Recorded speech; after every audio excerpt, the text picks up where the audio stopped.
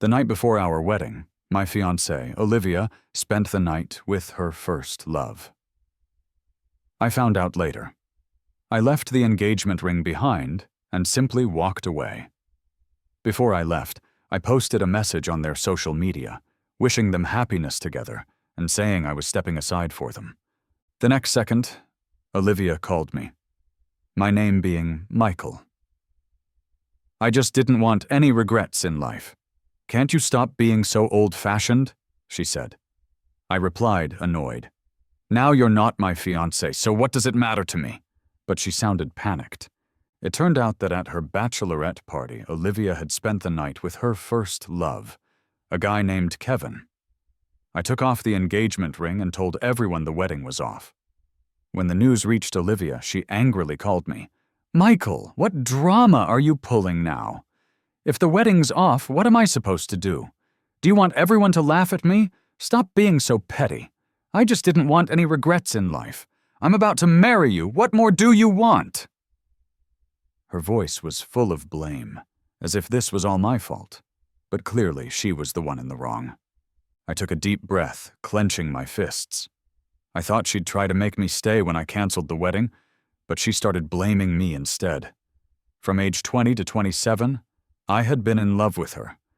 But in her heart, I meant nothing. She had always loved Kevin. I tried to calm myself down. "Olivia, we're breaking up." There was a pause on the other end. Then she remarked disdainfully, "Fine, Michael. So you've finally got some backbone. Break up, huh?" "Sure, I agree. Let's see who else would want you besides me. You're just an unlucky jinx who thinks he's something special." My heart ached, and my breathing quickened. Her words were like a blunt knife, slowly cutting at my heart. She knew how to hurt me the most, so she could easily bring me to my knees. I took a deep breath, trying to steady myself. "Yeah, I don't deserve you. This jinx is out. We're breaking up. Wedding's off." I hung up the phone. A notification from Olivia's social media popped up. She was lying on top of Kevin, completely naked, her face still flushed. She wrote, "No matter how much time passes, you're the one I always loved but couldn't have. I've finally given myself to you. Now I belong to you." My heart was pierced again. Since Olivia and I broke up, she no longer had to sneak around to have a secret relationship with Kevin. Olivia and I were college classmates. She was considered the most beautiful girl in our department, and I was just an ordinary guy. Someone everyone avoided. We met at a party where Olivia stood up for me when I was being bullied. People warned her not to get involved, calling me a jinx. They said my father had died from a fall at a construction site when I was little, and my mother, who was all I had passed away 2 years later from overwork. I was sent to live with my aging grandmother, spending a carefree childhood there. But when I turned 10, my grandmother passed away too. From then on, I was sent to an orphanage. There, they all called me the Jinx. They said I cursed my family to death, and everyone hated me, bullying me together. The only person who was kind to me, the house mother, passed away from illness shortly after I arrived. Her passing solidified my reputation as the Jinx. For the next 8 years, I endured relentless bullying until I met Olivia.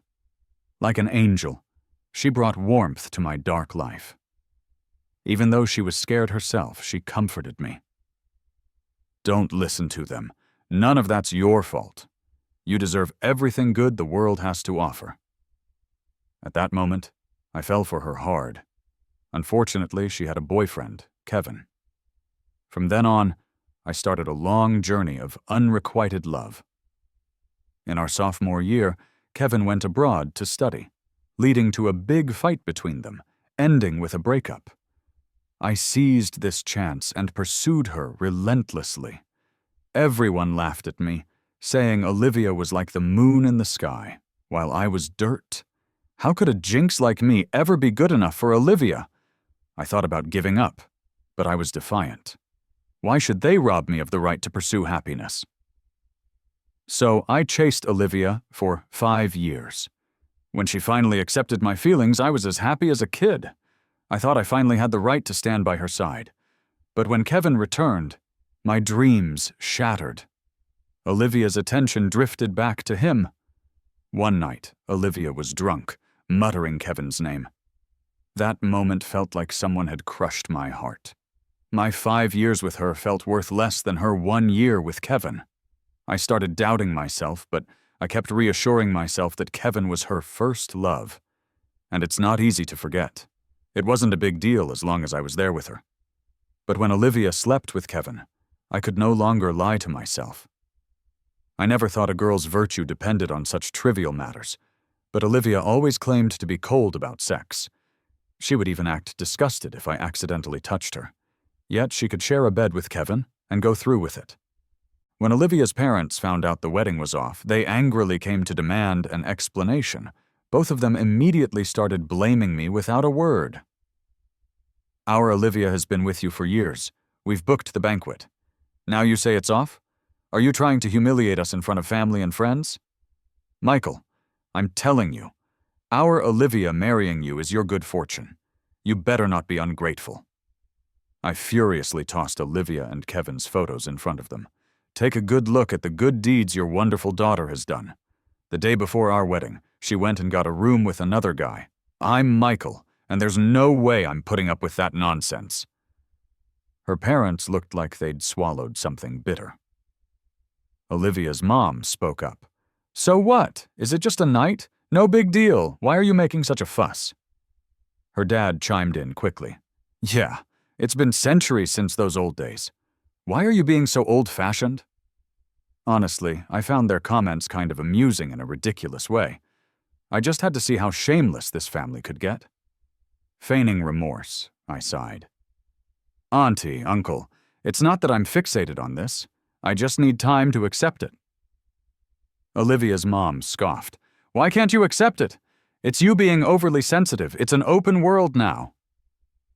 I couldn't agree more, I said, nodding as I discreetly recorded the conversation. Olivia's dad didn't look too happy. If this gets out, it won't be nice for anyone. Don't say we didn't give you a chance. As long as you keep quiet, Olivia can still marry you. Struggling to hold my tongue, I said, Shouldn't we ask Olivia about this? Marriage involves 2 people. Their faces turned dark. What do you mean? Olivia marrying you is a blessing. Don't push your luck. I put on my best heartbroken look. Inside, I want to be with Olivia, but Kevin's quite well off. I'm worried. The mention of Kevin got her parents' eyes gleaming. You mean Kevin? The one who was with Olivia? I nodded, acting surprised. Didn't Olivia tell you about him? With a glance and a cough, her dad said, We knew. If Olivia and Kevin have feelings and we're together, it's best to call off your wedding. Her mom agreed. Yes, this isn't your concern anymore. Inside, I was ecstatic, but I acted heartbroken. But I really love Olivia. Before I could finish, they cut me off. Enough. Olivia's not your concern anymore. They left in a hurry. As they walked away, I couldn't help but smile slyly. The show was just beginning. Word got back to Olivia, and she stormed into my place, yelling, Michael, are you crazy? You really called off the wedding? You must think you're special. Have you forgotten how you begged for me? And just for this small thing, you're canceling everything? You think you never made mistakes all these years? She started trashing things, furious.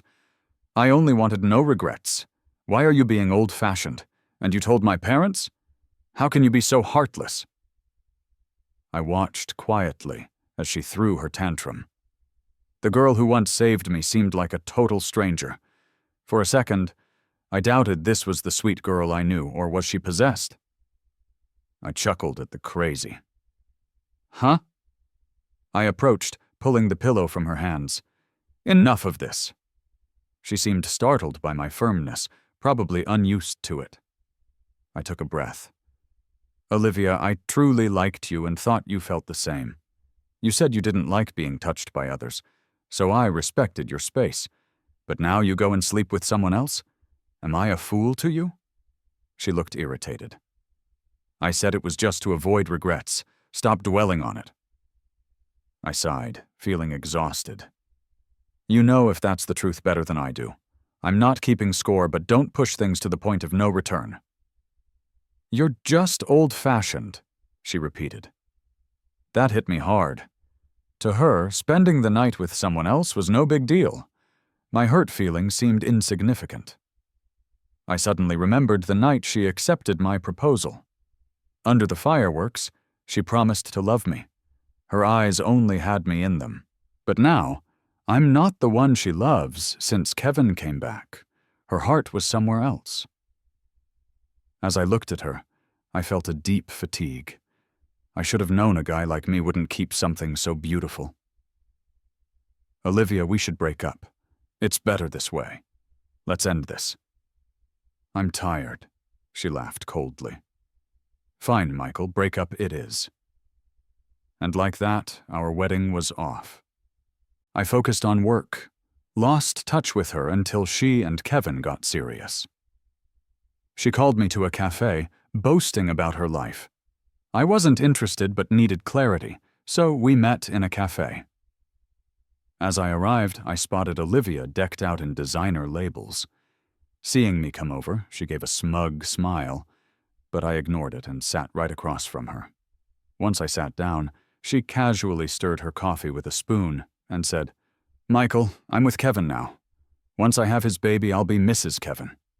She looked at me with disdain, feeling regret, yet I didn't care for her smug look, so I asked, "Weren't you the one who said you were frigid? How come you're okay with Kevin now? Is it because he's paying you?" Olivia's face went pale with anger, and she reached to slap me. But before her hand got close, I caught it firmly. She struggled against my grip, cursing, "Michael, you jerk! Let go of me!" I let go of her hand, controlling the urge to hit back. "Just tell me why." Seeing my expression, Olivia suddenly laughed. "Ha, Michael, you're such an idiot. You fell for that clumsy lie. I'm not frigid. I just find you disgusting. Who'd want to be intimate with a jinx?" Angry, I looked at her and then chuckled softly. "A jinx? But weren't you engaged to this jinx? How are you any better?" Hearing that, she slammed her coffee cup down, spilling onto my sleeve. She shot me a disdainful glance. "You thought I was with you because I liked you? Get real. Nobody likes the jinx. Kevin wanted me to find someone who liked me, otherwise I'd never choose you. You actually thought you could charm me?" With a contemptuous smirk, she added, "You should actually thank Kevin. If it weren't for him, you'd never have the honor of being my boyfriend. Honestly, being with you made me sick every day." Her words slowly sunk in, leaving a bitter pain inside me. No wonder she always seemed so unhappy with me. To her, I was just a burden. But why me? She had many admirers. So why me? Olivia seemed to catch that confusion in my eyes. "Don't think too much. I picked you because you're needy and dumb." The last hope vanished in my heart. I was completely done.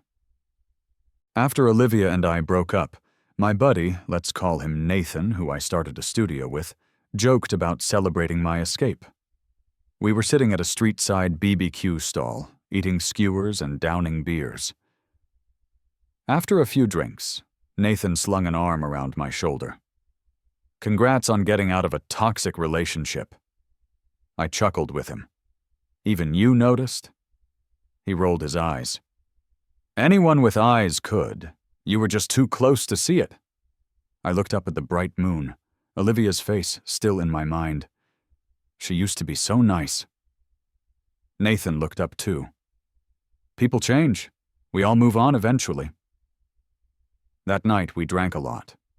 In my drunken haze, I saw Olivia again. She was stunning in a red dress, like fire, beautifully out of reach. She smiled, reaching her hand to me. "Hey, don't listen to them. It wasn't your fault. You deserve all the good things in the world."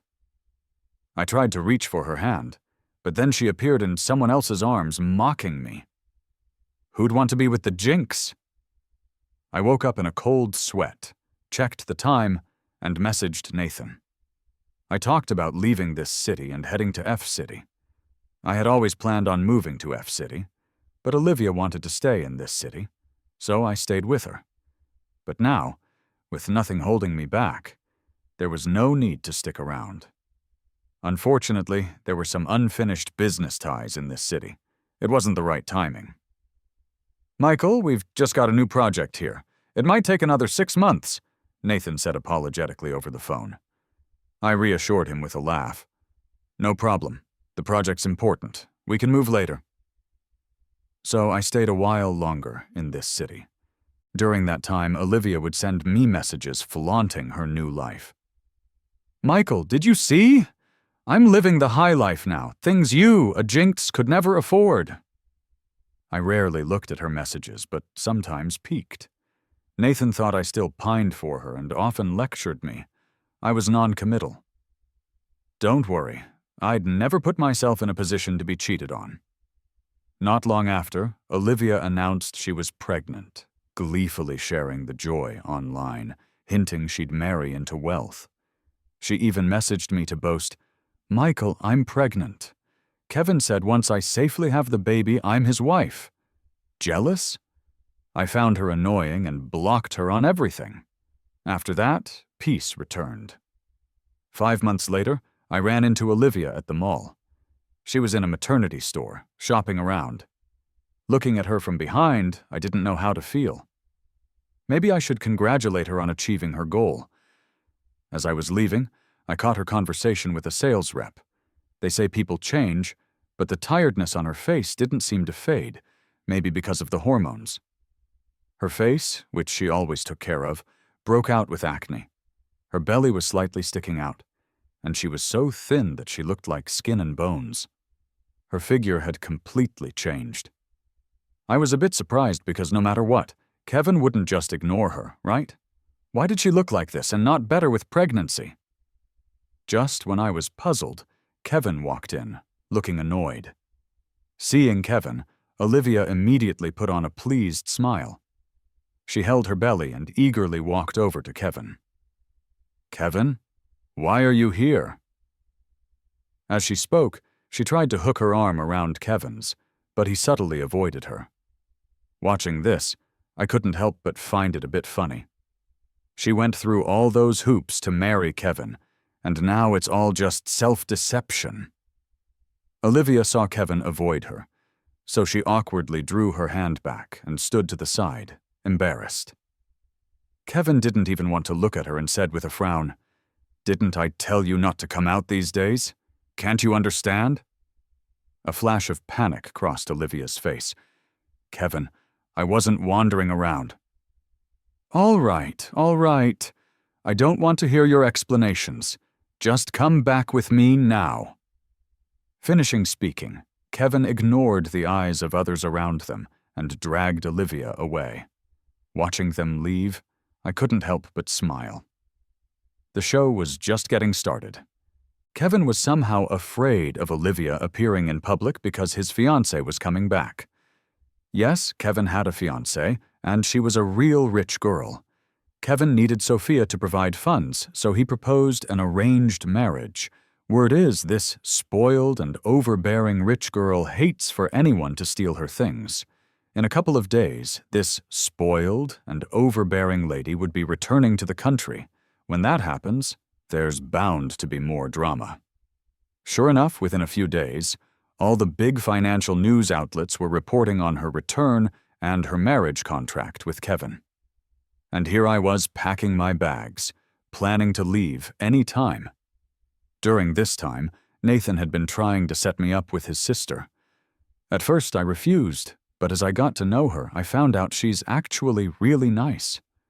Before I knew it, I started liking this sweet and caring girl. I figured once I settled down in F City, I'd make things official with her. Just as I was lost in my happiness, Olivia came knocking on my door. When she arrived, my new girlfriend, let's call her Lily, and I were getting ready to load the luggage into the car. Seeing me moving stuff, Olivia suddenly blocked my path. "Michael, what are you doing? Moving?" I answered her calmly, but Olivia acted like she'd lost her mind, clinging to me. "What gives you the right to move? Where are you going? I won't allow you to move." As she clutched onto me, I began feeling inexplicably annoyed and wanted to push her away, but thinking of the child in her belly, I just stood there. Just as I was at a loss, Lily came over. She frowned at Olivia holding my hand, then smiled sweetly at Olivia. "Miss, you're holding my boyfriend's hand." Lily's tone was still gentle and poised, but Olivia panicked. She looked at me incredulously. "What did she say? She's your girlfriend?" Her eyes filled with anger and heartbreak, as if I was some jerk who abandoned her. "Did I give you permission to have a girlfriend? How dare you find one behind my back? Have you two been sneaking around?" Then she seemed to think of something, and nodded as she stepped back. "I thought, how could you bear to break up with me? Turns out there was someone outside all along. No wonder." She raised her bloodshot eyes, staring at me. "You broke up with me just for your mistress, didn't you?" I stepped forward, shielding Lily behind me. "Are you crazy? We already broke up. Me having a girlfriend has nothing to do with you. Also, I met Lily after our breakup. If you keep slandering Lily, don't blame me for being ruthless. Lastly, if you're unwell, go see a doctor. Don't lose it in front of me." As I took Lily's hand to leave, Olivia blocked my way again. This time her look held a bit of pleading. "Please don't go. Okay, that rich girl Sophia isn't even human. She wants to kill the baby in my belly. I really have no other choice. I'm begging you, save me, okay?" I looked at Olivia, half amused. "Oh, you want me to save you? What can a loser like me do for you?" Seeing my reaction, Olivia started apologizing. "Michael, I was wrong. I'm sorry for what I did before. As long as you help me, I'll do anything you say." "Help you how?" Seeing my hesitation, Olivia glanced at Lily, then hurriedly said, "Just publicly admit that the baby in my belly is yours, and that we're engaged." Before she could finish, I laughed coldly. "Olivia, you've got quite an imagination. You plan to use me to keep this child, then leverage it for benefits from Kevin?" Olivia stammered. "As long as you agree, I'll be good to you. We can be a happy family of 3. "Olivia, why do you think I'd be stupid enough to wear a green hat for you? And why would I want you, a used piece? Olivia, I'm patient, not stupid." Maybe she was shocked by my words, or maybe her last hope was dashed. Olivia stood there, dazed for quite a while without reacting. I took Lily's hand, bypassed Olivia, and left. I thought it would all end there, but I underestimated Olivia's nerve to keep the child. She publicly claimed the baby was mine. She posted a sob story on social media, and loads of people who didn't know the truth bombarded my account. They insulted me and even dredged up my past, saying I was a jinx and that anyone I associated with was doomed. Because of all this, people started telling Olivia to dump me, calling me a jinx. Olivia put on her heartbroken act, saying she'd always wait for me, no matter how much I change, just hoping I'd come back. I was amazed by her act. Suddenly, she became the brave and kind single mom, while I was painted as this jerk who abandoned his wife and kid.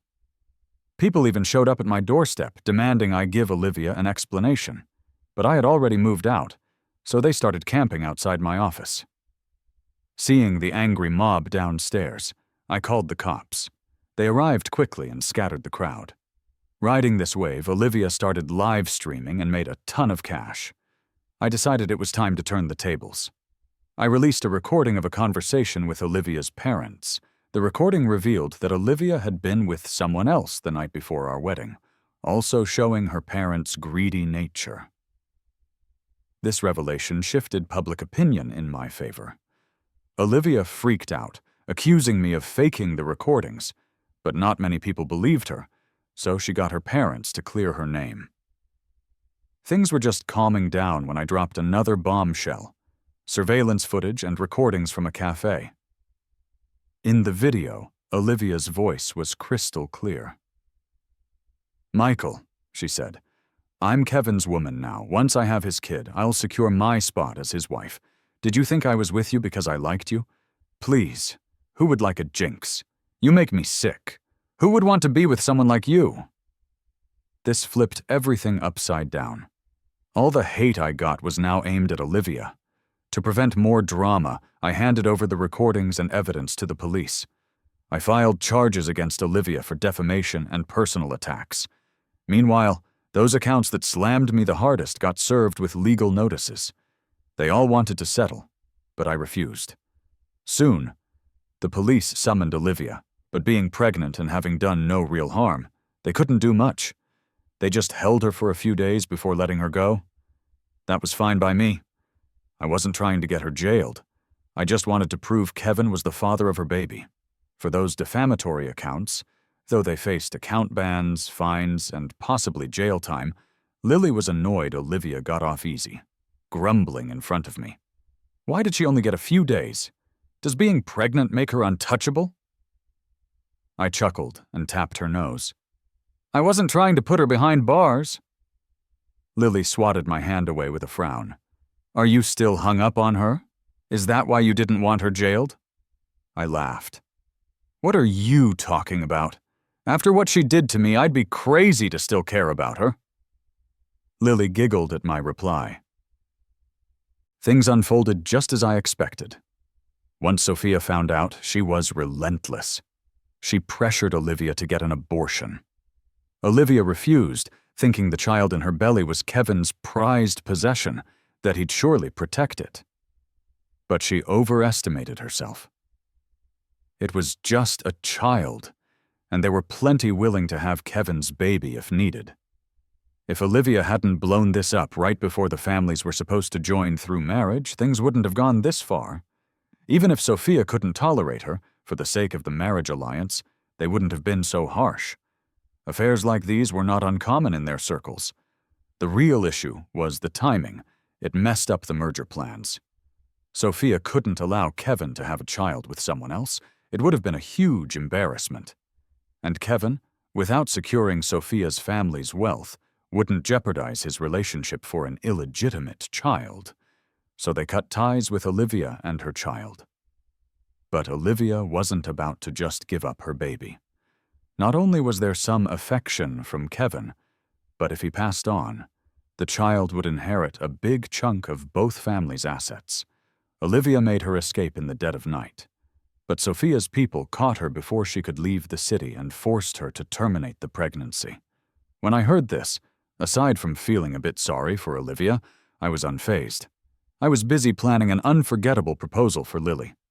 Our engagement day coincided with Kevin and Sophia's big wedding, broadcast live on every screen in the city. Holding Lily close, I silently vowed that when we got married, I'd give her a grand celebration, making her the happiest bride ever. Lost in thoughts about our future, something caught my eye on the huge screen. A crazed-looking woman, gaunt and wild-eyed, storming towards Sophia on stage, screaming in rage. She shouted, "Sophia, you witch! You killed my son! I'll make you pay!" The wedding went completely haywire in seconds. The bodyguard rushed over to protect Sophia, but it was too late. The fruit knife in Olivia's hand was just inches from Sophia. The guests were all stunned. Not a single one stepped in to protect Sophia. Olivia aimed the knife straight for Sophia's abdomen. In the nick of time, Kevin stepped in front of Sophia. The knife in Olivia's hand stabbed Kevin. Only when Kevin fell did everyone snap out of it. They all rushed towards him. In mere seconds, the grand wedding turned into a crime scene. Calls to 911 and for ambulances filled the air. Olivia stood there in a daze, gazing at Kevin lying in a pool of blood. The knife fell from her hand, and she babbled incomprehensibly, "Why? Why? No, it wasn't supposed to be like this. No! It's not." Sophia snapped out of her shock, pointing at Olivia and shouting to the bodyguard, "What are you waiting for? Detain her now! Don't let her escape quickly!" Then she turned to the media broadcasting the event live. Turn off the live feed right now. If anyone leaks this, don't blame me for what happens." The scene cut off abruptly there. Lily and I sat in silence for a moment, stunned. Lily looked at me, shocked. "Oh my God, that was insane! Thank goodness we're moving. This city is definitely not where I want to be." I gently patted her back. "It's okay. It's all over now." The incident quickly became news. Even with both families trying to keep it quiet, the buzz never died down. The marriage between the two families became the talk of the town. Sophia was furious at home, and she wanted to break off the engagement, but the alliance was very public now, and Kevin got hurt saving Sophia. It couldn't be denied, and if the drama escalated, Olivia's abortion would surely come out too. Sophia had no choice but to endure it. Word was, Sophia didn't visit Kevin once while he was hospitalized. As for Olivia, she couldn't escape the charges of attempted murder. Just when everyone thought she was destined for justice, Olivia's parents produced a mental health diagnosis. It clearly stated that Olivia suffered from bipolar disorder. After police validation, it was deemed genuine, and Olivia was released. After that, Lily, Nathan, and I moved to F City and started a new chapter. Lily and I had a beautiful wedding there. Watching Lily walking down the aisle filled me with a satisfaction I'd never known. I thought to myself, Lily and I are going to be so happy together. 2 years later, our daughter was born. She was like a little replica of Lily, except for her temper, which was all me. Nathan would come home every day just to cuddle my little girl, acting like he was her real dad. When our daughter turned 3, work led Nathan and me to move with Lily and her back to this city. After 5 years away, returning felt like coming back to a different place. While picking out clothes at the mall, I turned and saw Olivia's parents. Their faces stiffened. They looked at Lily and our daughter with pure longing, sighed heavily, and muttered, "Poor Olivia, unlucky." On the way home, I was lost in thought, and Lily noticed. She asked if something was bothering me. I told her what Olivia's parents had said. After Olivia had her breakdown, her parents couldn't bear to let her go, so they took care of her themselves, but her condition worsened. Medication stopped working. Her moods were volatile, veering between suicidal thoughts and violent urges. Her parents had no choice but to institutionalize her. Her condition eventually stabilized, but something triggered her, and she became extremely agitated. She kept talking about her deceased child, claiming the child had come for revenge. In a fit of impulse, she strangled a nurse with a stolen rope and jumped from the rooftop. By the time they found her, it was too late. Lily sighed deeply after hearing this. If only she hadn't treated you that way, her life might have been different. Then something clicked in her mind, and she looked at me with a worried expression. "Do you think Sophia had anything to do with Olivia's breakdown?" I glanced at my wife and reassured her. Whether Sophia had a hand in it doesn't concern us. Let it go. Everyone has their fate. Let's just enjoy our life. As for Olivia, she was simply someone who passed through my life.